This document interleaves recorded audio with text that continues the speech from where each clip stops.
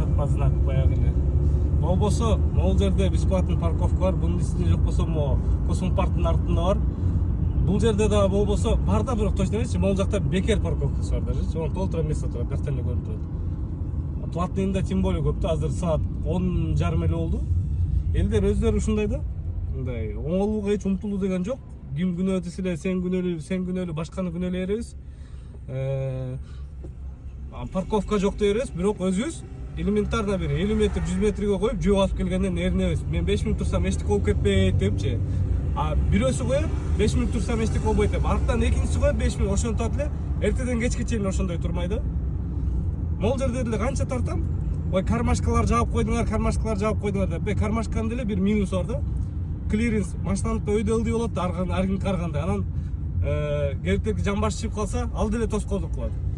Могул жакта болбосо парковка бар. Бирок жок, булар биякта турат да.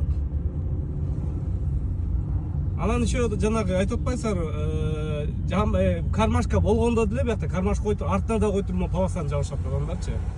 Калп эле бирдемке эле парковка жок, кармашканы жаптыңар деп эле. Кармашканын бир минусу.